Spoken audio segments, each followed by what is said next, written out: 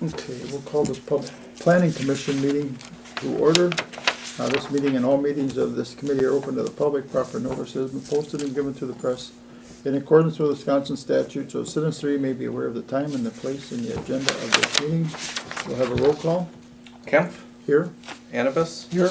Damon, Here. Wetzel's here, Brunner, Ebert, and Fitzpatrick are not present. Okay, thank you. I would look for a motion then to approve the minutes from our September 18th, 2014 meeting. I move to approve the minutes for the September 18th, 2014 meeting. Second. Thank you. Any questions or comments on the minutes or additions? All in favor signify by saying aye. Aye. Opposed? Carried. Next, we will review the site plan for Agri-Pier expansion. We have Tim Pater from Agripur and Grant Dukoch from Excel Engineering. Turn it over to Tim. Thanks, Thank you. guys. This has been a dream of ours for about the last 10 years anyways. This is an addition that we're looking at for our feta production. Currently our feta facility is this building right here. As you can see, we are adding quite an addition to the tune of about 70,000 square feet by the time you take in a little bit of second floor that we're adding in there. This is to aid, well, actually, it will take over all the production of our feta area. So when we get done, we're actually going to strip this room out that we currently make feta in, and we'll identify that down the road as being probably more packaging and things like that. But we're going to be building a brand new facility, and for the time being, once we do get this up and running, we will actually be running both rooms at this, not at the same time, but simultaneously, where we go back and forth between them until we get the new room all dialed in. We've looked at this site, and obviously we don't have a lot of land. We've purchased a property from PIP to allow us to be able to put in what we needed to here. As you can see, we've now bled into what is currently the city property, just trying to handle the truck loading and things like that that we have going on in the property.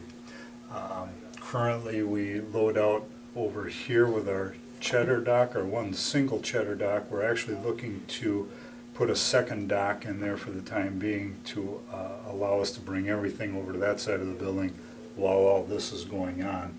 Our other loading dock is right up in this corner, so that's going to get consumed with the project. And then once we're done, we have 3 new docks going down here on the southeast corner of the facility.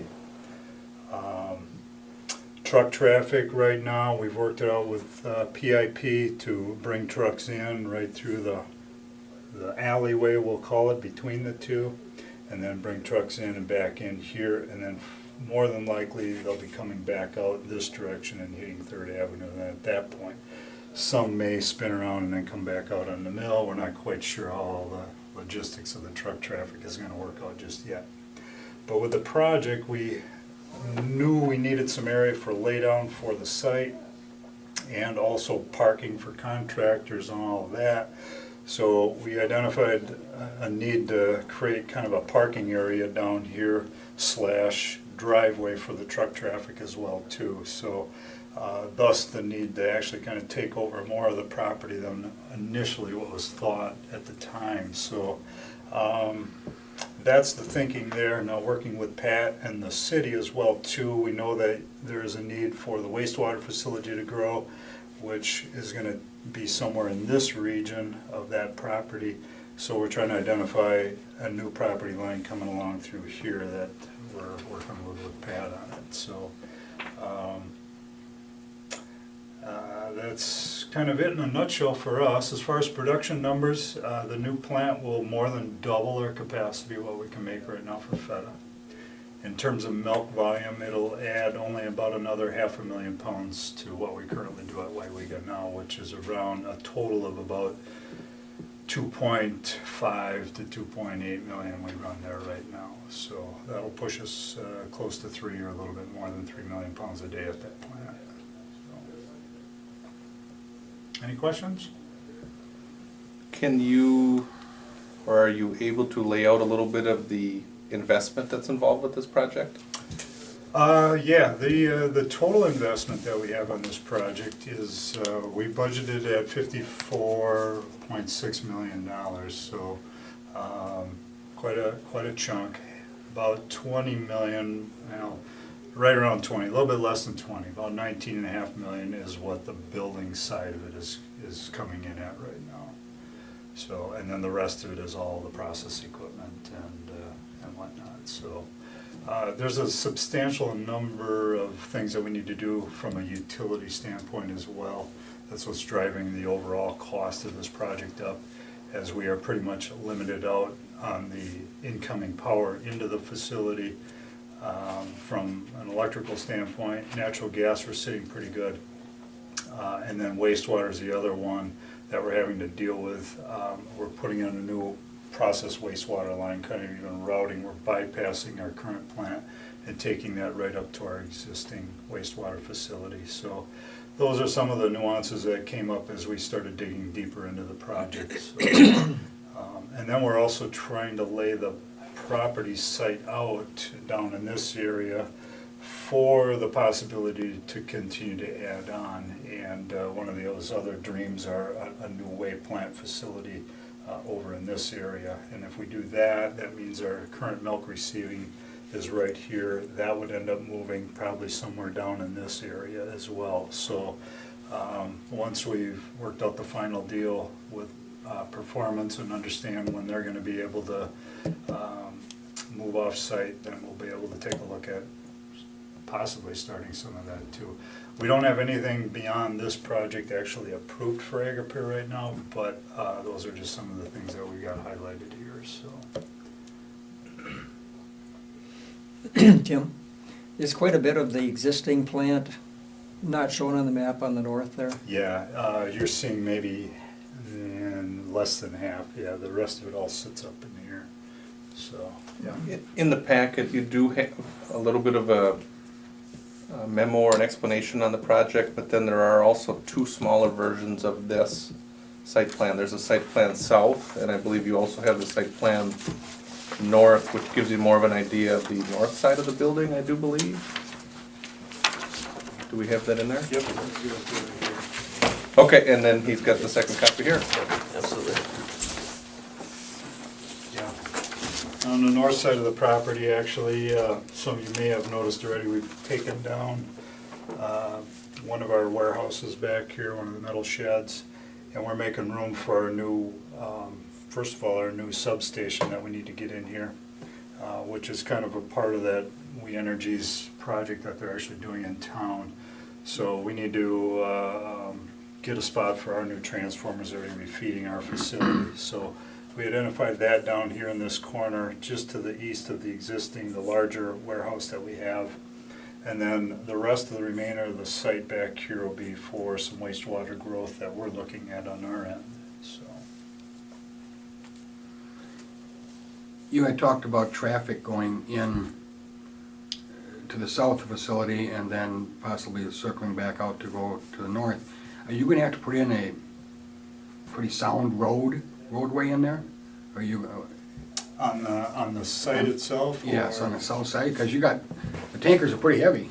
They are, actually, on the south end here, bringing in, actually, a lot of what's coming in here is just all the over-the-road vans, so they'll be coming in basically empty, leaving loaded, so on a few occasions, we got full ones coming in, bringing supplies, boxes, things of that nature, but all of our milk trucks stay the current route that they have now, coming off 3rd Avenue, going across the scale, coming into milk receiving and then looping back out that way, so. Okay.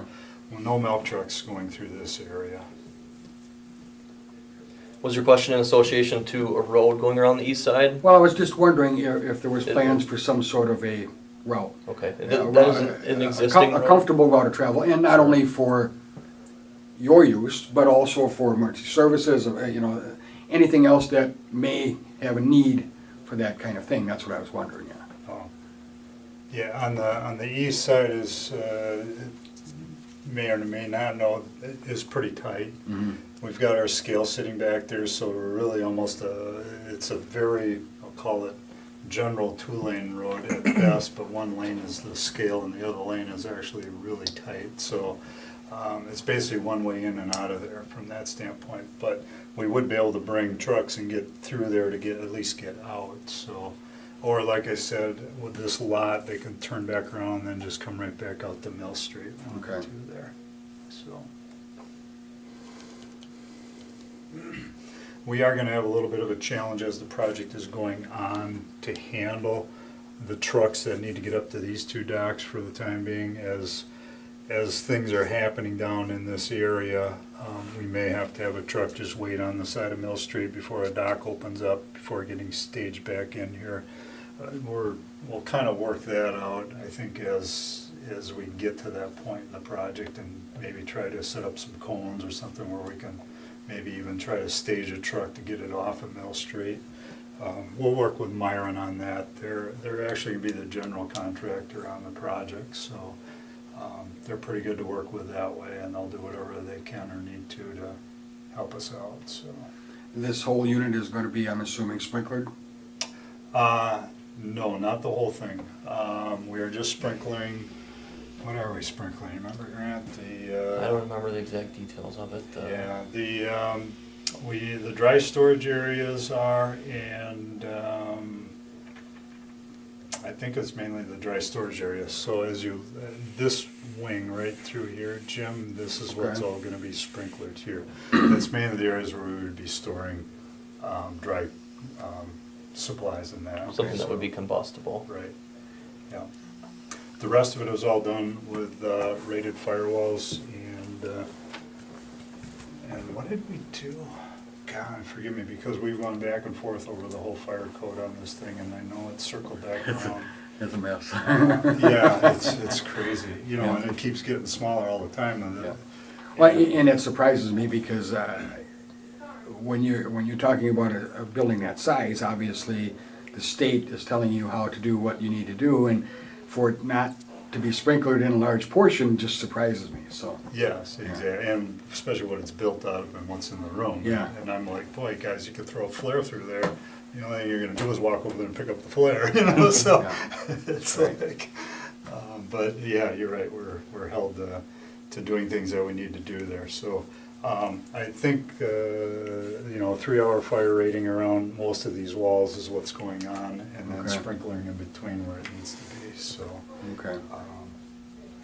I know we are upsizing an existing water service coming to the building, which is coming off of Third Ave, on the north side. That will be a part of the project for the sprinkler system as well. And for site fire protection, we're using existing hydrants that are along Mill Street. Right. On For the that. north side of the building, you've already got the water inlet systems. Are you gonna be putting another type of fire hydrant water system hookup on the south side of the building now with this addition? Do you think, or are you gonna be able to tie that all together? That It'll be was- all tied It's together. all getting tied Okay, together. okay, so Yeah. it'll still be just the Yep, one? we're just upsizing. I believe there's like a 6-inch Okay. fire protection and water service line coming in the building. We're gonna go up to an 8. It's a lot of water. Yeah, Yeah. yeah. So we're upsizing that for this Okay. this building. Now, the present sewage is all pre-treated up at the north, right? Yep, And this will also go up to the north, that's correct. and then it goes into the city sanitary plant. Yep, Okay. yep. That's big enough, that'll be big enough, the way it is? Your pretreatment? We're actually gonna be upsizing ours to help out with some of this load now. We're already on the board at borderline as it is on the size of our facility, so that'll be some of the other project that'll be going on the site as well, is wastewater up on the north side as we showed on the other drawing here. That'll take place too, starting probably next spring as well, so. Do you have a need, any use for the railroad spur? Well, as we look at the future, and I guess maybe we can just flip this over and, yeah. Actually, right here, as we look down the road in our crystal ball, we did identify the possibility of putting in a new spur potentially down the road here. So how that all looks in the future, not quite sure, but part of our dilemma to set things up on this project was to take that into account as well too. may or may not happen. That's something that was kind of driven probably 12 years ago, right after I got on board, that Kraft actually wanted to try to get a rail spur in here. That's when gas prices and everything was going through the roof. They want to look at trying to get us to ship by rail. Thankfully enough, we didn't move forward with it because that spur was going to go right through here. So, yeah, exactly. Somebody was looking out for us there. But so we did kind of leave that option open here. So Do you use the rail at present at all? we don't. You don't? No. Yeah, that was something years ago they used to use here at this site. If you remember, the track used to actually come There's an old abandoned spur come down on site right now. Third Avenue there. Okay. And this existing Oh, spur I know. that comes through here is actually owned by the railroad, owned and operated by the railroad, so a future spur would be a private spur for Agripur. Because there's a spur that runs down by the wastewater treatment plant, but That's the that's, spur he's talking about, That's the the one, one. the railroad. but that's only used for switching for Presto, isn't it? Right, Yes. right now it is. Right, But it is railroad Yeah. owned and operated. okay.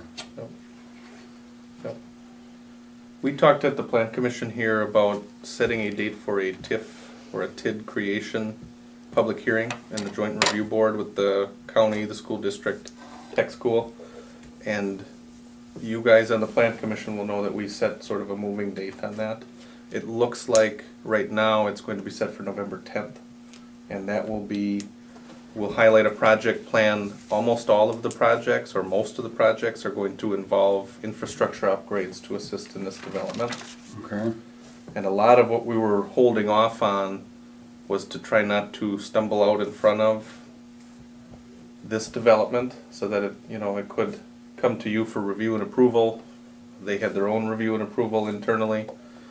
But that does look like November 10th is when we'll have the public hearing. And the TIF or the TID is going to encompass the whole neighborhood eventually. At first, I believe it's just going to be the parcel that Agripur sits on right now.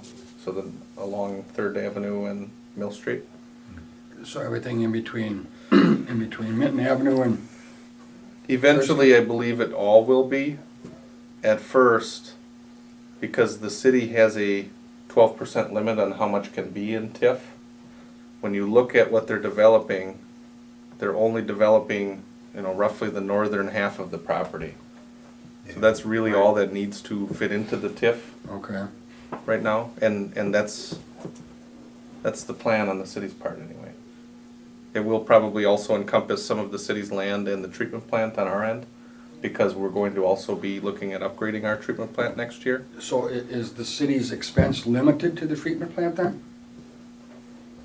Well, what happens, and we'll get through this with TIF next month, but essentially, when this gets on the tax roll, all of the incremental taxes from this development will not be split up between the schools and the county. Right, All of that incremental increase will go to a fund, which is the TIF fund, to go back towards paying for any projects you identify. And we'll talk about those projects oh, okay, next month, but it's, looking into 3rd Avenue, looking into water and sewer for this development. Okay. Anything that they need to upgrade on their property, the treatment plant, road, sewer, anything infrastructure can be eligible for the TIF or the TID. okay, But so next summer, you will probably see the city's going to be working on the treatment plant in the same area. We've been working, trying to coordinate a little bit on our schedules and, Agripur's schedule, what's the schedule for the treatment plant. One of the questions I have is about how long do you expect the construction phase for this, and then when would it be sort of like your go-live date where you're up and running? The project, well, we need to get the building, the majority of the building set up for next July is the target date. And then the equipment starts arriving somewhere around the end of July, beginning of August. And that's, a majority of that's coming from Germany. So then we're looking at right now, I'm tentatively ballparking like a March, April timeline of 2016 when we would start to commission this and go live with it, so. So that means right now, it's right through the heart of this next winter for building this thing, so I'm like, after last year, I'm not feeling too good, so. Sure. But our goal here is to actually get started here in the next couple of weeks. We want to get most of the footings and foundation work done. Precast right now was out until at least January before we'd start seeing wall panels start showing up. So that's kind of the timeline, real rough right now as to what we're looking at. Is the PIP building, is that owned by Agri-Pure now? No, no. Do you- We only purchased enough to be able to do this, but we have an agreement set in place to be able to purchase the rest of it here. So we have a put and call in place right now. So either he can call us on it and say, hey, I'm out of here tomorrow, and then we need to commit to the rest of the agreement then at that point, or in 2 years, we can call him on it and say, hey, we want that property, and then we have to give him a year to move out then, so. Does that mean you have the first chance at getting it? Yes. Yeah. And that'll be for future expansion possibilities? Yep.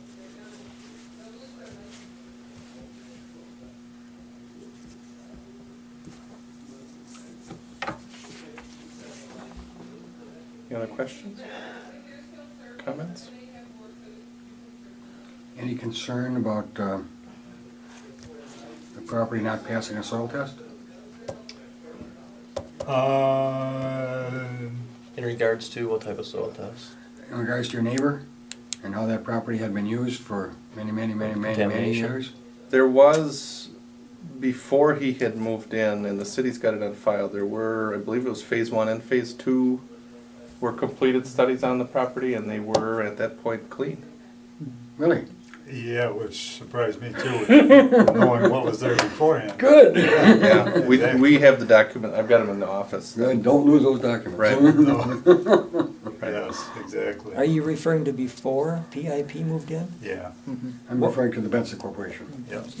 Yeah, before PIP moved in, there was Gems environmental Industries. reviews Before that that, were. what was it called? Bed Spring Factory or something? I don't remember. Yeah. Well, how about the, I don't know anything about if it is a contaminant or was a contaminant at all, but the present factory, I know there's a lot of black dust and whatever else, I don't know what it is. If that would be a concern at all with the question that was brought up about contamination. If there would be a concern, my understanding is that the DNR would follow up with the current property owner on that. And unless there's anything else in an agreement, I know that that was a concern that the city and Agripur and PIP had talked about. Okay. Since I've been here, it's been at least a year and a half, and like Tim said, it's been a number of years taking a look at this project, you know. But it's come up for sure, definitely.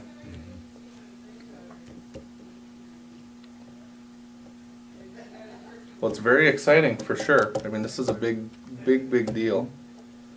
Yeah. Very big deal. It is for us too. Like I said, we've been dreaming about this one for over 10 years, and it's finally come into play, so, yeah. It's outstanding. Is there a timeline on when this will be, say, introduced to the Announced, community? that's a good question, Mike. Our guys in Canada have kind of taken control of the announcements in that, Sure. and because of they're doing some other homework on seeing what other incentives are out there right now, and that's why they're delaying on, unfortunately, it's getting backed up because of that, so hopefully soon, you'll see something, and it'll get splashed out in the papers and all that too as well. It kind of went down a little bit like our Luxembourg project did. I don't know if many of you know, we are just wrapping up a over a 2-year project up there. I actually brought pictures of what we did up at Luxembourg, and Yeah. it was quite a project up there, but kind of the same thing. We did, we had this monster project we were doing, but yet we couldn't hardly celebrate it because it was like, well, we didn't make an announcement yet. And then the announcement comes out and everything's pretty much locked up and ready to go, and then all of a sudden all these vendors out of the blue start calling you up and, hey, it's Right. like, And the dollar figure on that was north of 100 million, I it believe, was, right? yeah, it was 106 million that was budgeted at, so, yeah, Oh, So yeah, that is a very big deal too. yeah. So if somebody was to approach Pat or myself or something and ask, it is okay to say that there is a project gonna be happening at Agri Yeah, I Pier? mean, it's pretty much out all over the place as it is. And this is Yeah. a public meeting too, It's a so. public meeting, yeah, Yep. exactly, Okay. so, no, we don't have any real issue with people talking about it, it's coming, so, Okay, Yep. and all the milk that you bring in will still come by tanker? yes. Okay. And you indicated just 500,000 pounds more than currently, Yeah, thanks. so that shouldn't cause any extra concern about the roadway? I believe, and I don't mean to speak for you, but with all the construction that's going to be going on, and because we're probably going to be upgrading water and sewer and then digging up the road anyway, there's probably going to be, it's not a question of if, but probably when we just repair the roads through there. Well, I meant the highway too. Oh, the state Also, highway? And the intersections, and most of them are gonna come through the city. Right. Some will come from the north, but I would imagine certainly just as many are gonna come from the south. you know. Exactly, yeah, Yeah. off the highway and that, Sure. right, Yeah. yeah, Was that 500,000 pounds of new milk per what? per day. Per day, and what's the present again? The present amount? We do about 2.5 to 2.8 million a day right now. Okay.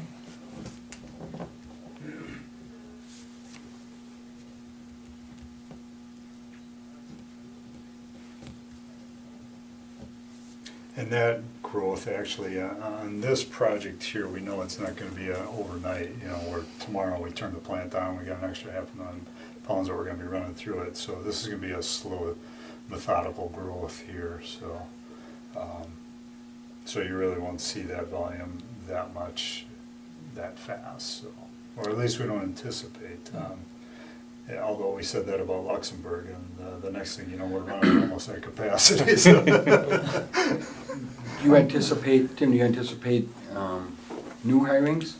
I would, yes. I don't recall the figures of what the plant guys were kind of estimating in there, but between maintenance guys, automation control guys, just supporting the plant, as well as operators and that sort. We're not getting too detailed or doing much more than what we currently are in packaging, so that's our biggest consumer of employees right now, is just in the packaging side of things. That is fairly manual now, that'll continue to stay somewhat manual, so and then it's just a matter of the extra volume of product that we're feeding them. So yeah, I do anticipate that we'll be hiring a few extra bodies to help support the plant, so. Okay. Yeah. Hopefully those folks can come in and find a house here and live here. Mm-hmm. Yeah, That'd be nice. yeah. Yeah, definitely. How many tanker loads of milk come into the plant now We per did 24 about hours? 50 a day come in, so you figure about 45,000 pounds on a truck or thereabouts. So divide that out by your 2.5 million or so a day, that gets you pretty much where we're at. and you said most of them, Tim, are gonna come down Third Avenue, the tankers? All the milk trucks will, yeah, will? every milk truck has to hit the scale over here, so Okay. we bring them all in there, and they continue to loop around, do their thing here, and then come right back out onto Third Ave. And you said that maybe there'd be a possibility of someday maybe moving to the south Yeah. side there? We've got some dash lines, that's part of our dream plan. Ultimately, we would probably look at bringing all the milk trucks, all the truck traffic right off of Mill Street. Kind of right next to where the Taylor building is there, coming straight through. We'd put a new scale down there, and then they would come through. This is what would probably be our new intake here, so we'd bring the milk trucks in. unload, come back around, right back out on the Third Ave. Same thing with all the over-the-road trucks, they would come in, loop around the intake, and then hit one of a few different docks right in the backside. So you're kind of saying that the Mitten Avenue area would be more of a, somewhere in that vicinity of an entrance? No, It'd be off of basically- Million. New entrance. It'd still be off of Mill? Yeah. Because Taylor Yeah. Cheese would still be there, it'd be north of Taylor Cheese that they'd be Okay. cutting off of Mill. Yeah. I'm just thinking, you know, just estimating where we're coming off of the bridge Yep, and traffic, and once you get, you know, semis that are making turns, and then we're gonna have the right. constant flow, is it a possibility that we would have to have a turning lane or do something there on our part, you know, for the road or the state? Well, and that's a good point, because as I was over here the last couple of days, just meeting with guys at Performance, driving in and out of this driveway right here, I see us having to probably do something with that once we get to that stage. In other words, get it more elevated with the road, so there isn't the big lump to get over the Yeah. sidewalk. Correct. That would be about what I see happening there. But yeah, all traffic would come right off of Mill, so nothing would hit Minton right now. And with the city's proposal to do what they need to do, it almost blocks us from even getting access to Minton Sure. anyways. Okay. In respect to the DOT, the state highway, and the driveway access, at this point, we're not changing any accesses onto the state highway. So there really isn't any review, we're not proposing any work in the right of way of the state highway right now. If the future driveway does come in, at that point, you know, it will be under the state jurisdiction to review that. Possibly a traffic analysis would have to be completed for it, and at that point, the traffic potential loading, trucks coming in, would have to be analyzed and submitted to the state at that point, so. Okay. You may not want to divulge this, but are you looking at this being strictly forever a wholesale facility? Or are you looking at the possibility of a retail facility? No, this would only be just for manufacturing, yeah. Okay. Yeah. No, we haven't thought about, I know Richard Wagner was big on putting a store in town, but obviously with Star Dairy. Star Dairy Yeah. doing their thing, yeah, we're not gonna go and compete with that, so, Well, it comes to mind because of, yeah, you know, what you do, you know, and yeah. the interest that, you know, would be generated because of that, so that's Yeah, why I asked. exactly. No, a very good point. Yeah, to my knowledge, there was never any dreams to really do that. In fact, at our Luxembourg facility, we do have a store over there, and there was a real debate whether or not we updated the store with the project. Ultimately, we did, because we knew it was just a good PR thing, especially for that region, as everybody and all the neighbors always came to the store all the time. So we saw it being a bad thing, even though, you know, they don't generate a whole lot of money. So Right.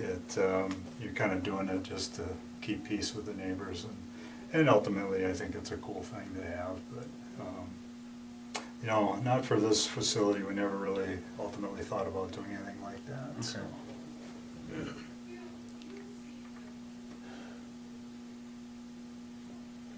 Yeah,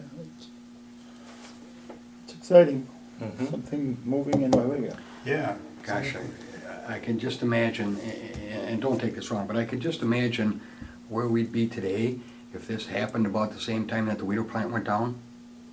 We would be bigger than Weyauwega instead of having the other way around.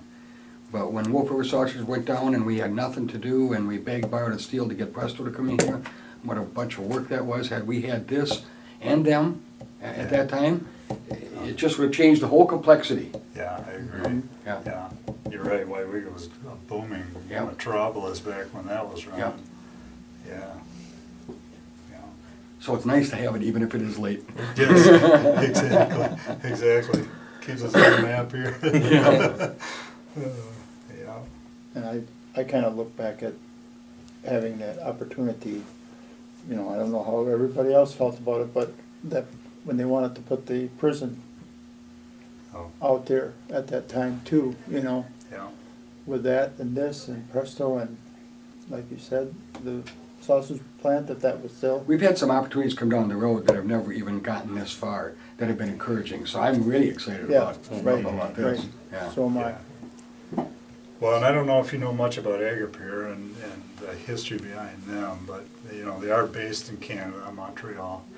They were primarily just located in Canada, they compete head-to-head real hard against Saputo. Them and Saputo are, head knocking all the time in Canada. They knew Saputo was down here in the States. They'd never ventured down here. They had a plant down in Argentina they were partnered up with. But that was it as far as being anywhere else other than Canada. They owned a number of facilities across Canada in cheese making, yogurt, fluid milk, and the such. So when they had the opportunity to buy us as Traeger Foods, so that was really their introductory to the U.S. then. So it worked out well for us as it did for them. We had the whole management staff in place. They weren't looking to move people down or remove people. They needed to have a good base to grow with. Well, they bought us in 2008. 2009, they bought another cheese facility out in Hull, Iowa. And then actually, take that back, in between 2008 and when we bought the other plant, 2009, the fluid milk division came down and bought two facilities, one in Maple Grove, Minnesota, and then the other one in Grand Rapids, Michigan. And then we ran like that up until here this last October 1st. We actually closed, or was it? It was August. August 1st, we closed on purchasing 3 more plants here in the States called the Davisco Corporation. They're based out of Le Sueur, Minnesota, and they have a plant in Le Sueur, Minnesota, Lake Norden, South Dakota, and then Jerome, Idaho.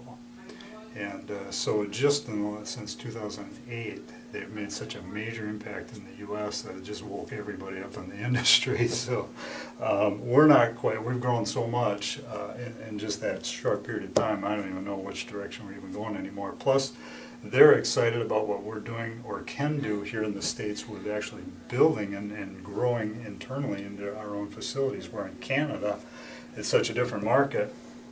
And they don't have that opportunity. In order for them to grow, they actually have to buy somebody. So it's very much controlled by the government up there. The whole milk industry is. So they are very excited about spending their dollars down here in the States, and that they have. They were very, as far as financially well off. They had a lot of money. In fact, we paid for the Luxembourg project with cash, and we're going to do the same with this. Really? And Son of a gun, I thought my bank, the Bank of Montreal, was gonna borrow them the money and I would get some interest off that. Sure, exactly. Although with the recent acquisition has kind of changed their outlook a little bit and put them in a financial situation that they have never really been in before, as they kind of moved out of their comfort zone a little bit. So, but with that being said, yeah, there's a lot of plans for a lot of growth here in the States, and Weyauwega is a big one on their map, so, Great. yeah. Good. Very good. Well, before you it's, again, the agenda item is a review of the site plan. So a motion to approve the site plan for the Agripur expansion would be in order, if that's your wish. Is that what we should be doing? If you have no further comments, questions, discussion? It didn't indicate that on my sheet, that's why I didn't know what to expect here.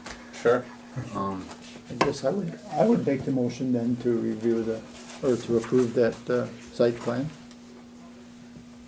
A second.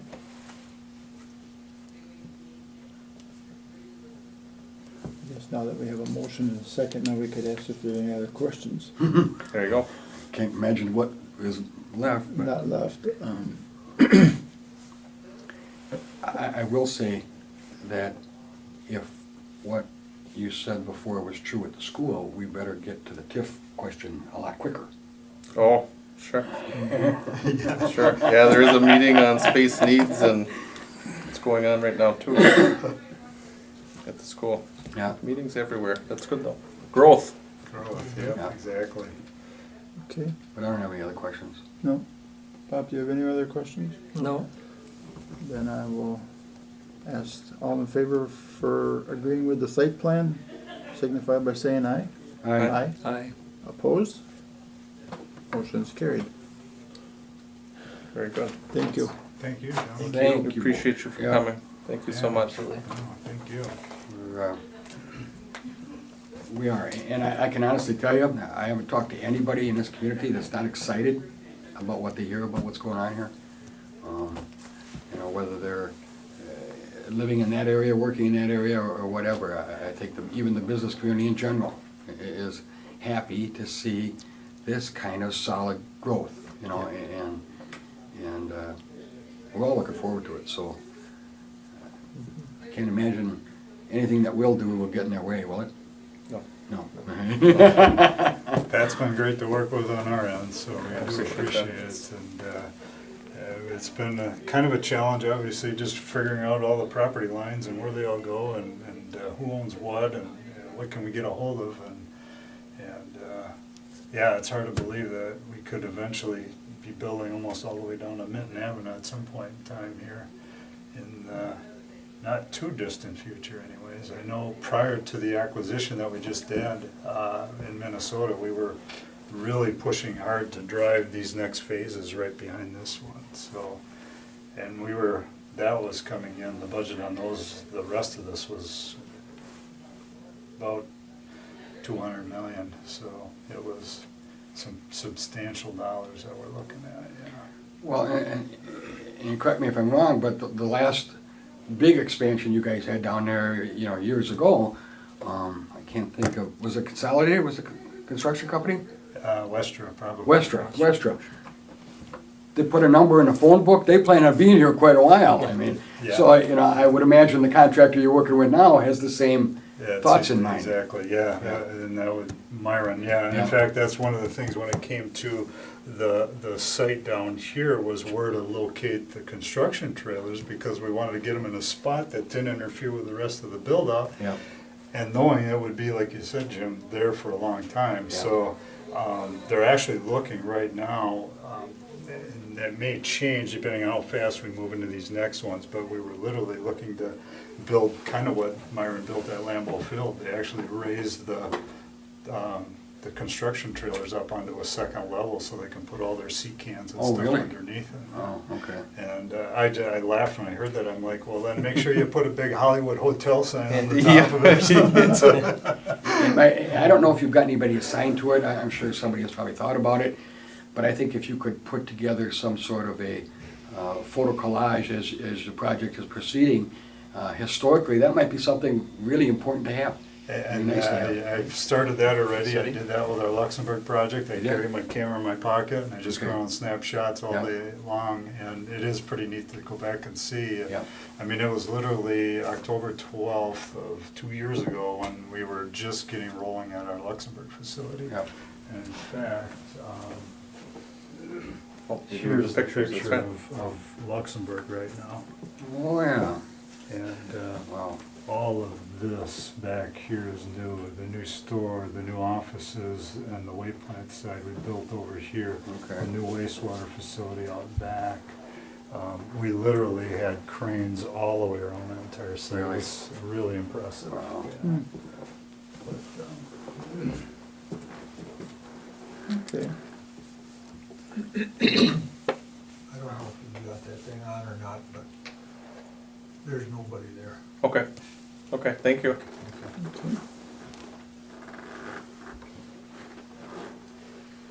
Yeah, a little bit more room to roam there. We did, Yeah. we did. We built right out to the property lines there too as well. And we were fighting a small creek behind us and then two roads on either side, a county road and then just a side road there. But when we started laying it out for the final layout, we thought, you know what, I mean, we're gonna let's just build an extra 15 feet because then that'll be as far as we can go with it anyways. We knew we'd never justify building another 15 feet under the building as it was. Right. And we just blew it right out as big as we could. Yeah. Thankfully enough we did, because it's amazing how much we filled that up already. It was like, wow. But, yeah, we're pretty proud of the facility, and we actually have our board of directors from Canada coming down on the 16th, next week, Thursday, to visit it for the first time. So, Okay. And so, yeah, we'll get their take on it, and hopefully they'll be happy how we spent their money. So. Tim, how big is that plant compared to Weyauwega's? That plant outgrew Weyauwega now. We're at about 230,000 square feet there. Right now, Weyauwega's sitting at right about 200,000 square feet. So Feta will catch it back up going the other direction, so those two are kind of going back and forth. But we actually added just the cheese plant. The main project was for the cheese plant up there. The old cheese plant was 25,000 square feet. The new cheese plant is 130,000 square feet. So that much bigger we built the new cheese plant. So yeah, we went from about 1 million pounds a day going through that plant to 3 million we can run through that one now. So yeah. What percentage of your cheese that you make here is feta in Weyauwega? The percentage of cheese, we make about 36 million pounds a year in feta. We make about 80 million in cheddar, so a little less than half. So it'd be a lot more feta when you get this. Yep. We'll be able to make close to 70,000 pounds of feta when we get all done with this. And apparently that's where the market is? It's a strong market. It's kind of a specialty market, and so we're on a little bit different pricing structure for feta with our customers, so that's why it's another attractive one that we see.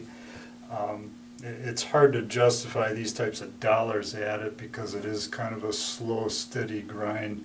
Thankfully enough, the Wagners invested in it to do what they wanted to do, or initially what they did with this first project.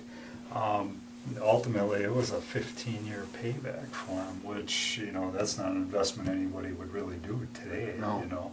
But they took the leap of faith and did it, and it paid off for them, so. Yeah, that was part of our struggle as we went into this project, is that with all the things that were getting thrown into this and just the general updates, it was kind of putting that project really marginal. So we had to really identify the reasons why the project got to be where it was in cost, because of all the things that just needed to support that growth, but then what it was also setting us up for the future too, so. But the next part of this, with the intake, the weight plant, the idea behind that is to actually grow the cheddar side then too, so we've got some thoughts there. We're gonna probably add a couple more vats, and I've got some other thoughts on what we can do to grow it even more. So the whole weight plant, and right now, we can't process all the way that we produce at the plant right now. So we ship a number of loads up to Luxembourg site as it is. Then in return, we bring milk back from down in that area back to this facility. So we're kind of trading loads that way. But one of the things with Luxembourg, as we fill that plant up on the milk side, we're going to get tight on the whey side. So we know we need to start looking at what we can do here at Weyauwega to keep the whey in-house instead of sending it 80 miles up the road. So.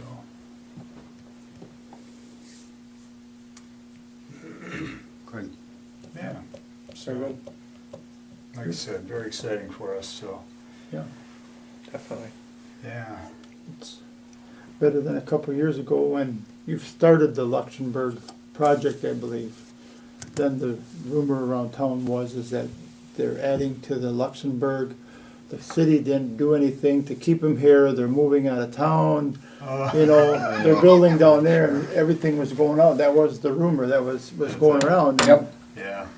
No, the Luxembourg site was, when we as Traeger Foods, it was still Weyauwega Milk Products at the time, we outright bought that Crone facility back in 2000. And then right away, we built the whey plant there. Very sophisticated membrane process. We do 90% protein up there. So we knew we had a plan in place of growing that site, but we never could get our hands wrapped around the cheese side of it because we kept spending more money on the whey side up there. So here we had this brand new state-of-the-art whey facility, and then we had this 1930 vintage cheese plant attached to it. So it was like, you literally walked through the door and you went, oh my gosh, I'm gonna go back over there, And so finally we were able to actually pull that off. So the plans did get slowed down a lot when we got bought up in 2008. Everything kind of came to a screeching halt on projects, as obviously a new company is trying to understand who we are and then get a handle on where we're trying to go, so. But we knew it would be a nice project. Obviously, without Agaper's backing, even Luxembourg wouldn't be near as big as what it is. And this project might even look a little different if we were still just the small Traeger Foods that we were, so. But yeah, very exciting. It's obviously kept me more than busy, so. And I look to stay that way for probably another 2 years through this project anyways. And then we'll see where the rest of it goes, so. Good. Good. Yeah. Good. Thank you guys very much. Absolutely. Appreciate Yeah, it. Thank you. Yeah, thank you. Thank you very much for coming. Absolutely, appreciate it, Patrick. And thank you, Thanks, Tim. Patrick, yeah, appreciate Seeing it. you again. Yeah, you bet. So, All right. yeah. Thank you, Thanks, Tom. gentlemen. Thanks, Mike. Thank you. Thank you. Jim, Thank you. yeah, appreciate it. Thank you. Thank you. Very good. We just have a couple more items on our agenda yet, so. Sounds Feel good. free though, feel free if you'd like to, if you need to take down, we can take a minute. If you need any help.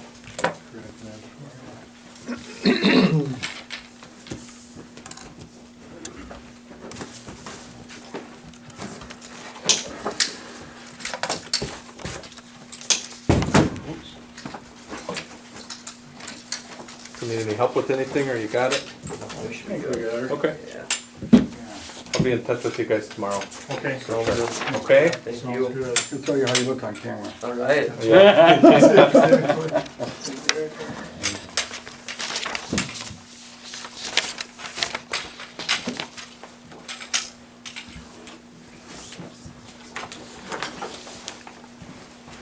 All right. Thanks, guys. Take care. Thank you, good night. Boy, Did you wanna shut that other one off, Pat?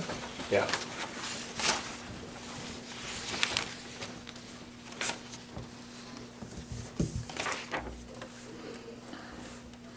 no, that is really, really encouraging.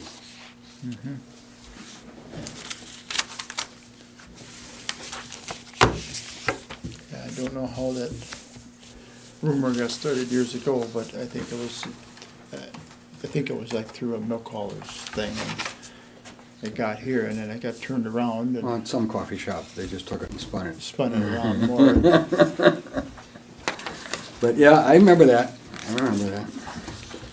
Okay, we'll move on then to number 4. Could I ask a question here?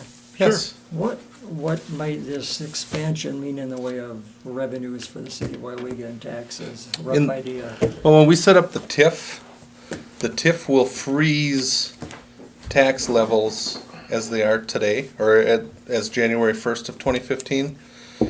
So the disbursement of those tax monies will be frozen. Usually it's for 22 to 25 years for a TIF district.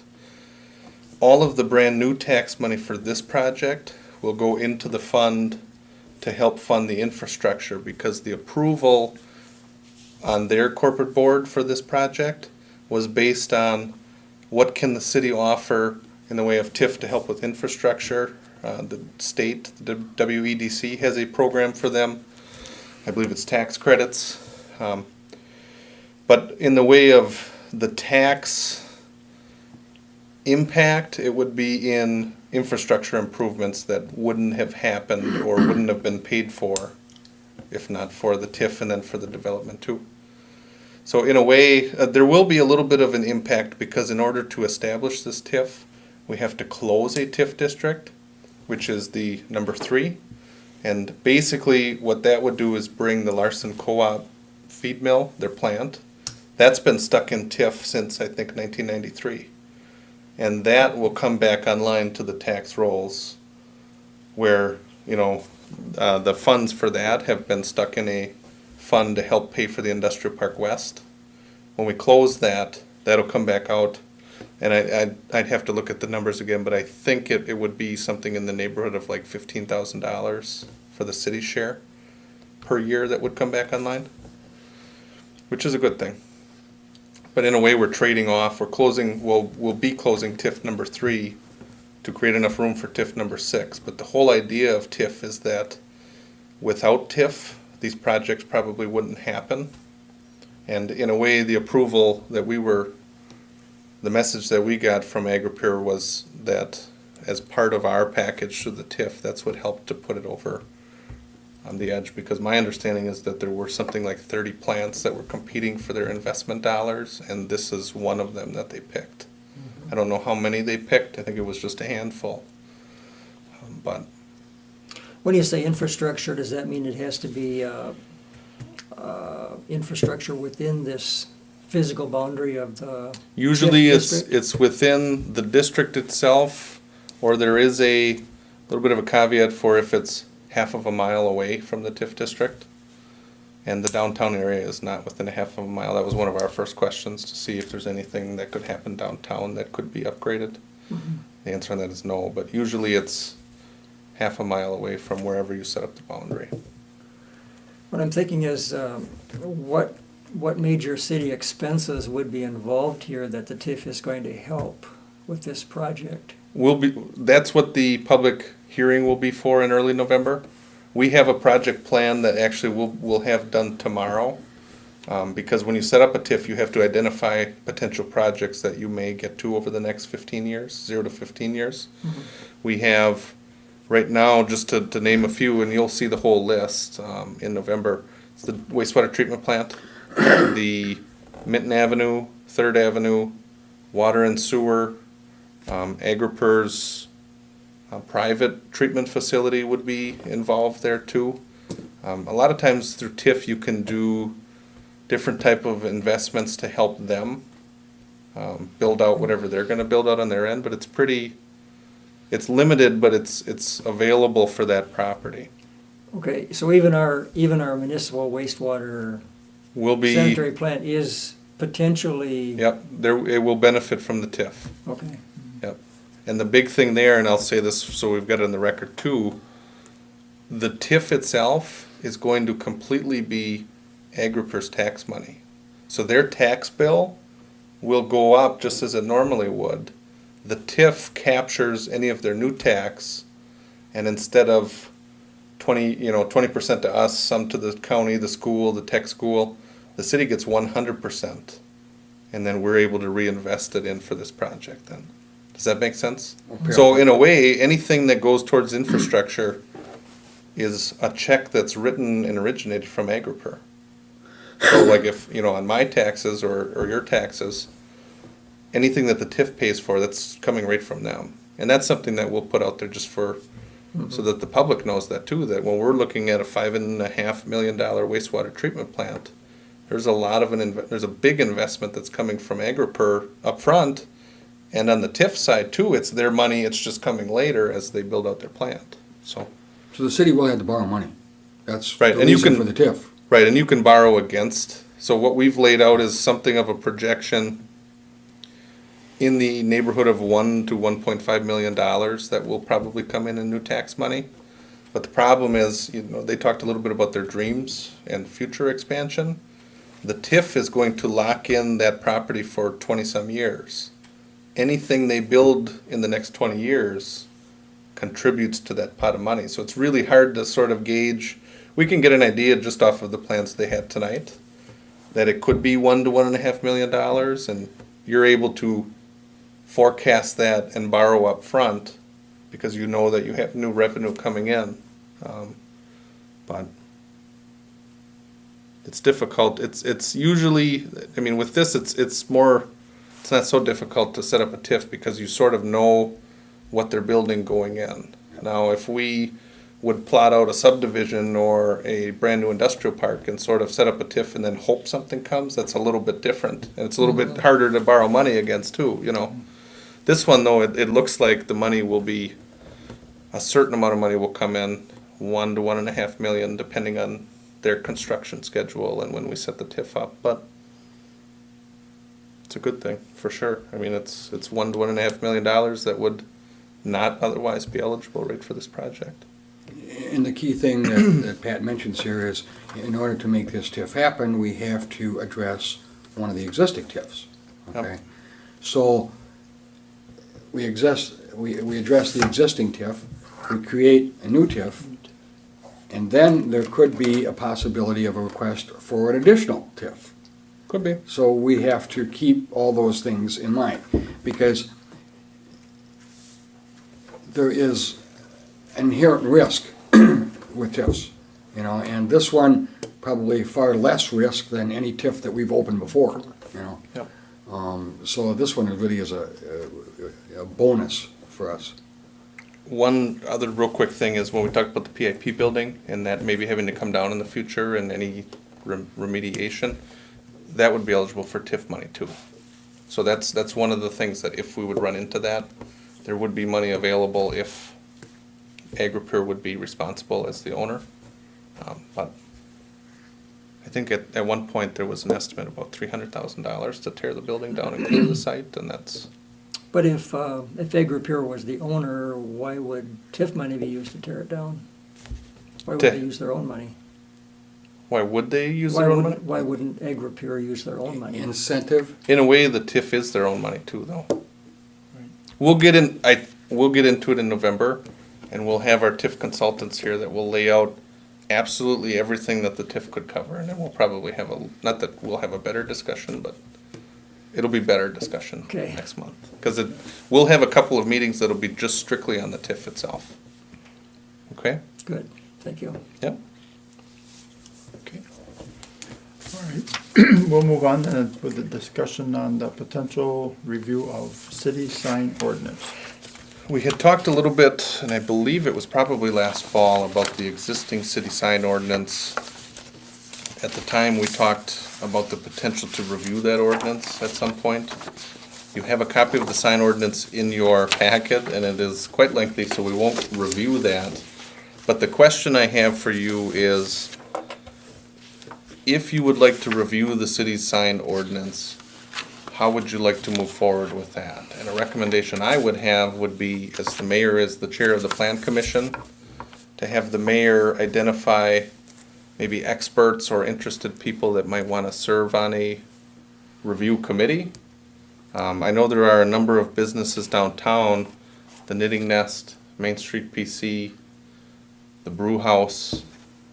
Those are three for sure that are looking at the sign code, and they would like to come to a board or a committee and talk about why they feel the sign code hurts their ability to advertise their business. And so maybe when I suggest a review of the sign code, what I'm really looking for is an appropriate venue to have businesses come to you or whoever and suggest things that they'd like to do.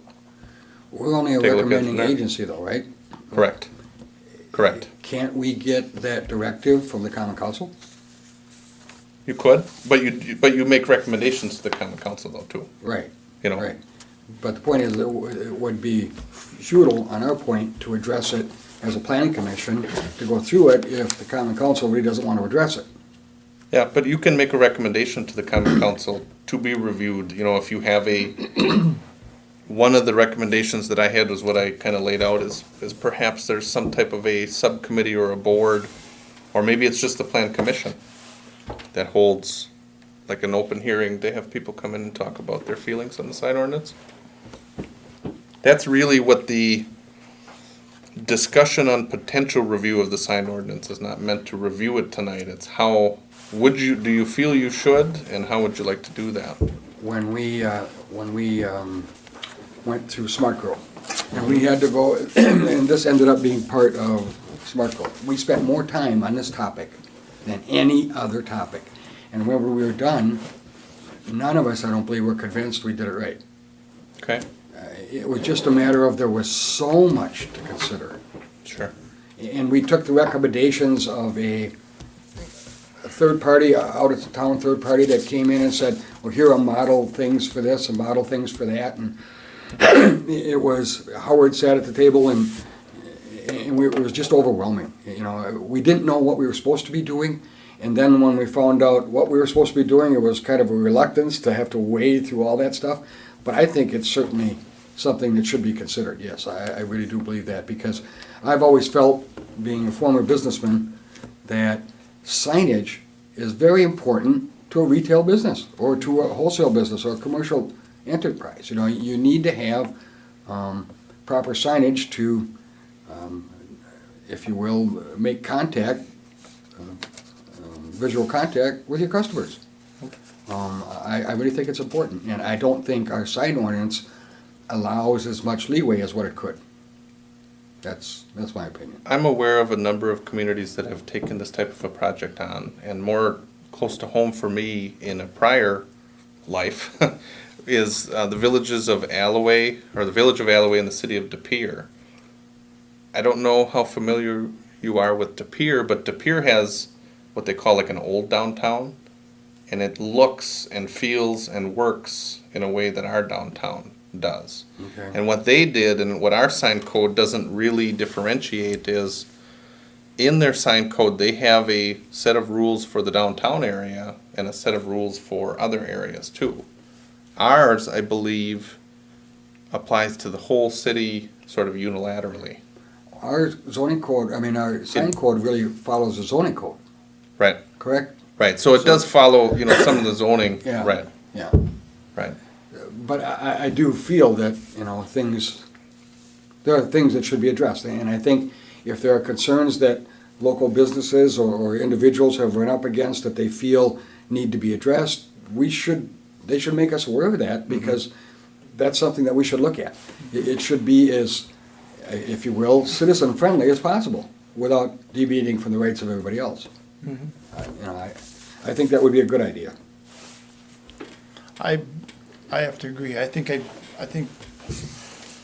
not that I don't mind it, but another committee is another meeting. And Right. I've already had 3 in 3 days. Yep, budget time, yeah. But, Yeah. and not that I don't care that, I do care, but I think if they do, this committee is the one that actually listens and does the signs and makes the recommendations. So I would rather see if there's business people that want us to look at that, then I think this committee would be the committee to do that. I think there's a lot of people that don't know the gist of the sign ordinance until they get ready to put one up. Yeah. And then they've already committed to a sign that they can't use, That's a big problem, I see a lot of that. Yeah. I do see a lot of that.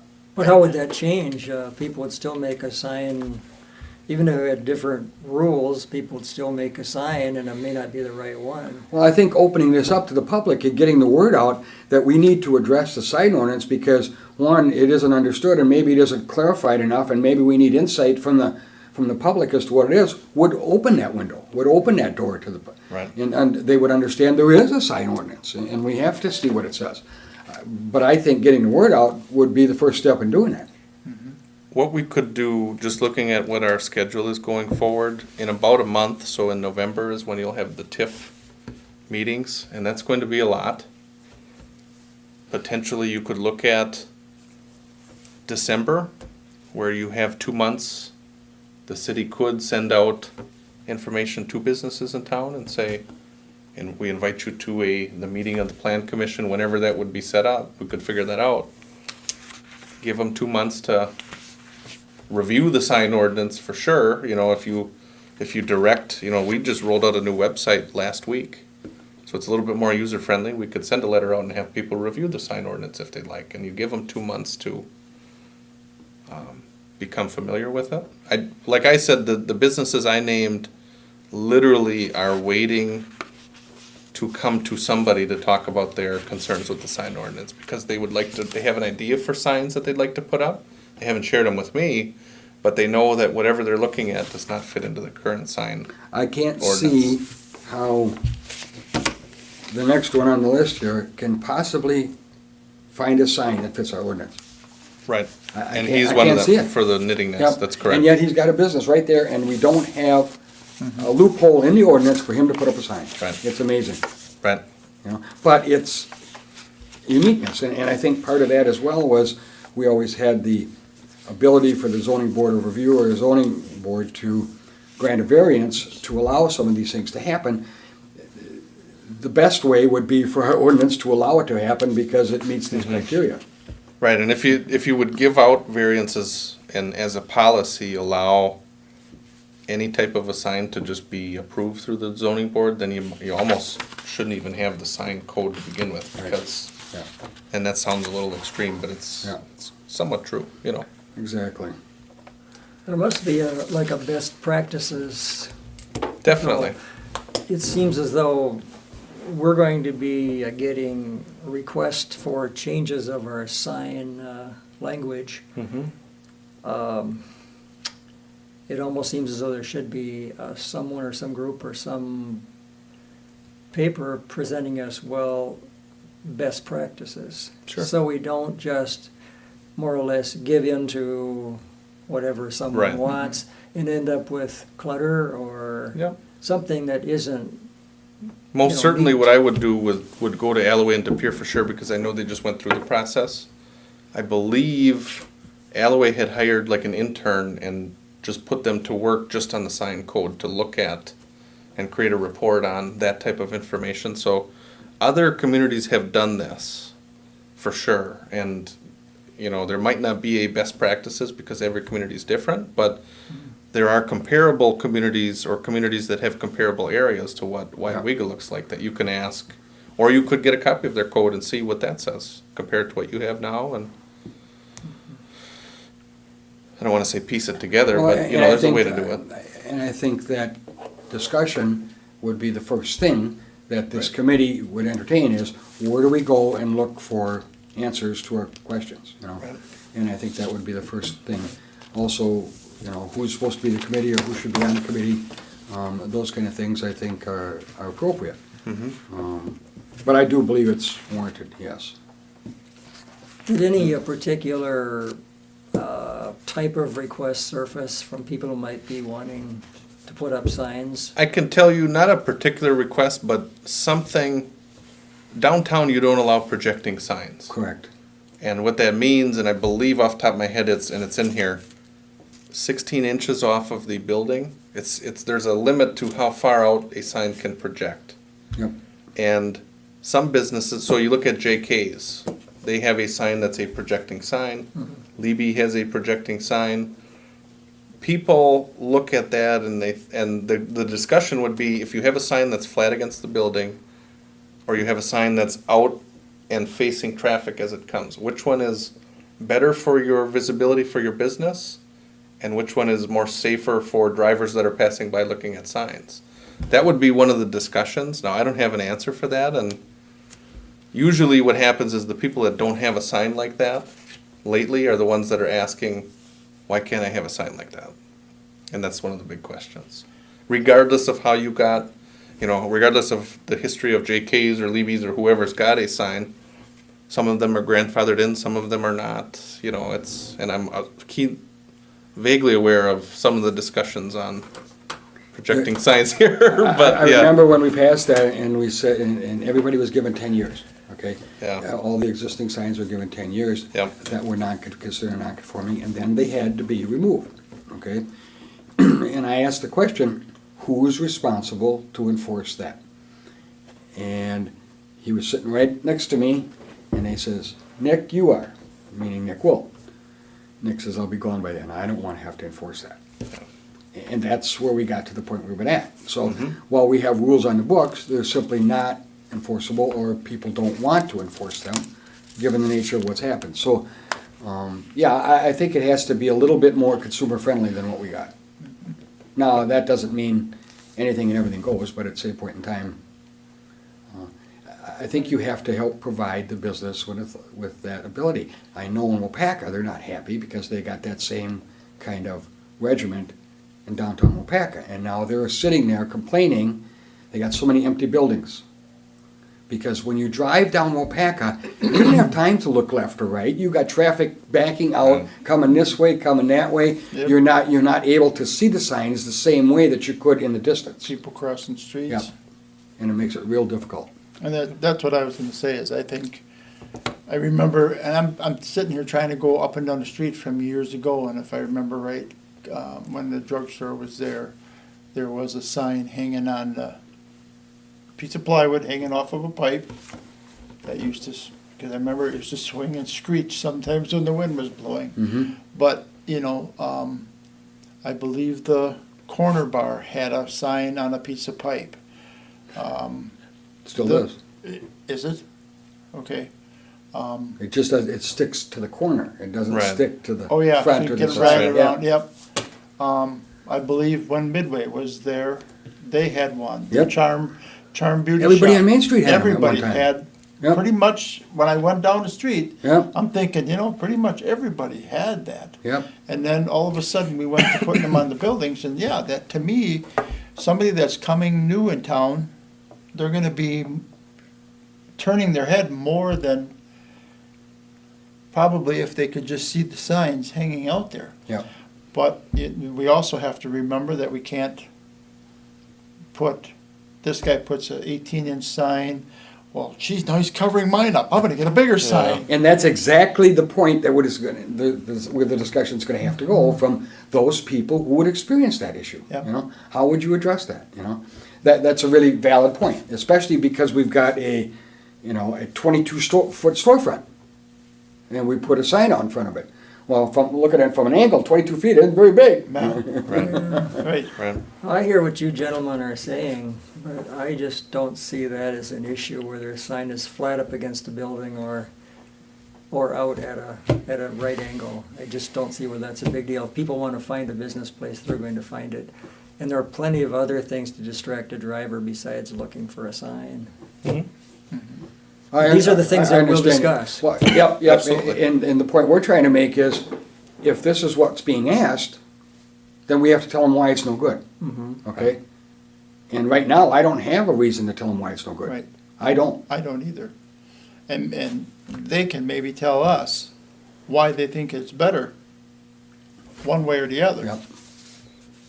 and what their feeling is. So, I think it's worthy of a discussion. Does that timeline for December make sense? Does, Yeah.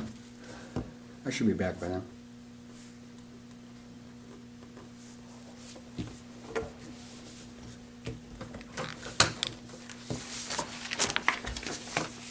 Okay. That's all we needed for that portion? Yep.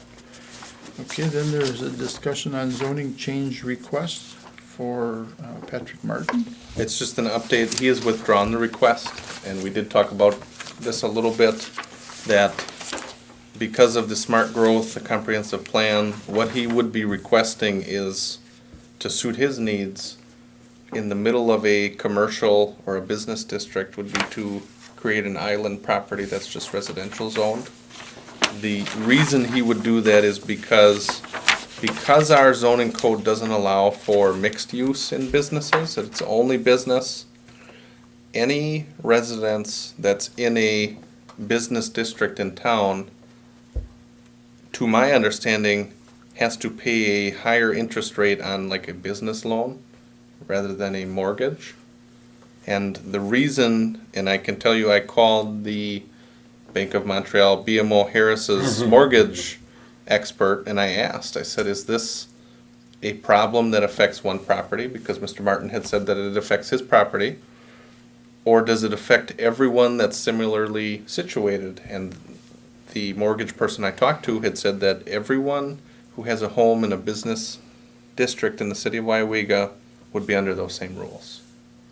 Now, if some of them are not, it might be that a mortgage was granted without checking on the zoning, or perhaps it was granted before the zoning had changed. But it's certainly something that's of concern to a larger extent than just Mr. Martin.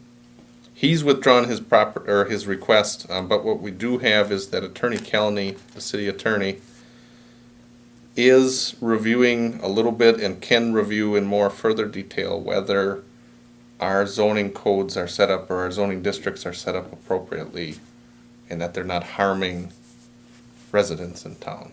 Now, he's been tied up with the TIF with a lot of the other projects we have, but the update on the request is that it's been withdrawn, but the issue of the harm that's potentially caused by our zoning code is something that we can look into. We haven't really spent a lot of effort on it, it's just been sort of my time calling and researching there. I personally believe that we'll be chasing our tail at this point in time. Yeah, I don't and know there is that- no I don't know recommendation that we for the need plan to. commission to do anything. Yeah. It's just an update that he's withdrawn the request. Yeah, and I'm not sure that, I think there's other things that the city could spend their money on with their legal counsel before we would tackle that particular situation. This situation is not new. It might be new to Mr. Martin, but it's not new, you know, and it isn't as though these other folks who might be affected by this aren't aware of it. So I believe that Mr. Martin, unfortunately, fell into the new banking industry rules that weren't there before this banking collapse. You know, I'm not sure that it's worthy of a lot of effort on the city's part at this point in time to tackle it. That's my opinion. I have heard in the past, for example, when Gene Clark owned the house next to where,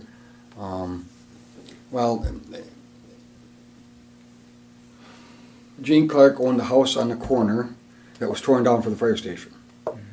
And he told me he paid more there because of the way it was zoned. That was years and years and years and years ago, okay? He just felt that's life. That's where this house is, and I wanted the house, and I knew where it would be, and so therefore, you know, that's where it is. Now, Gene Clark never lost a cent at anything, and at some point in time he got his money back, but, you know, unfortunately, in this particular situation, I'm happy that it's been withdrawn because I don't know that there's anything that we could realistically have done for Mr. Martin. There was a reason that Ted Raschke did it the way he did it.